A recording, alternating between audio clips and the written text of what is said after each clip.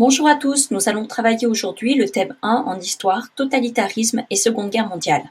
À partir des années 20, de nouveaux régimes qualifiés de totalitaires apparaissent en Europe. L'Italie fasciste, l'Allemagne nazie et l'URSS communiste s'opposent aux démocraties libérales. Leur politique extérieure contient les germes d'un conflit qui éclot en 1939. Nous allons nous demander comment ces régimes totalitaires ont-ils conduit à la violence extrême de la Seconde Guerre mondiale. Les régimes totalitaires reposent sur des idéologies. En URSS, Staline entend instaurer une société communiste. La collectivisation des moyens de production et la dictature du prolétariat doivent mettre fin à la domination de la bourgeoisie. Le nazisme est un racisme radical visant à la suprématie de la race aryenne.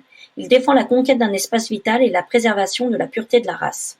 La mise en place du parti unique, du culte du chef, la fin des libertés ont pour objectif de soumettre la société à l'État tout-puissant pour créer un homme nouveau. La violence de l'État avec la police politique, les camps de concentration ou de travail répond au projet de transformation de la société. Elle vise aussi bien à éliminer les opposants qu'à faire peur à la population pour asseoir son pouvoir. L'adhésion de la population s'explique par l'espoir de participer à une transformation de la société, mais aussi par l'ascension sociale offerte à ceux qui soutiennent le régime. Cependant, des tentatives de résistance existent. On conteste les décisions du régime, on refuse de participer aux manifestations de masse, ou en URSS, on rejette la collectivisation, ou on s'absente des usines. Hitler lance une politique d'expansion pour donner plus d'espace vital à la race aryenne. En septembre 1939, il envahit la Pologne, ce qui déclenche le conflit. La première phase de la guerre est marquée par des victoires de l'Axe grâce à la guerre éclair. Seul le Royaume-Uni résiste, ce qui conduit à l'extension de la guerre en Méditerranée, Afrique et Atlantique. Le Japon veut mettre fin à la domination occidentale en Asie. Il mène une politique d'expansion en Asie, signe un pacte avec l'Allemagne, envahit la Chine, puis attaque la base navale états-unienne de Pearl Harbor, le 7 décembre 1941, ce qui entraîne l'entrée en guerre des États-Unis. Le conflit devient mondial et total, toutes les ressources des économies sont mobilisées. À partir de 1942, les Alliés remportent des batailles à Midway et Stalingrad et mettent fin à l'expansion de l'Axe. À partir de 1944, l'Axe est pris en tenaille par les débarquements alliés et l'avancée soviétique. Dans le Pacifique, les États-Unis reprennent les archipels conquis par le Japon. Le 8 mai 1945, l'Allemagne capitule. Le 2 septembre 1945, c'est au tour du Japon après les bombardements atomiques. Les agressions et crimes de guerre de l'Allemagne et du Japon coalisent contre l'Alliance des démocraties et de l'URSS dans une guerre totale et mondiale. Au moyen d'une propagande qui caricature et déshumanise l'ennemi, les États mobilisent l'ensemble des ressources et des populations au service de l'effort de guerre. Les progrès techniques décuplent les moyens de destruction et les bombardements massifs frappent les civils et les militaires.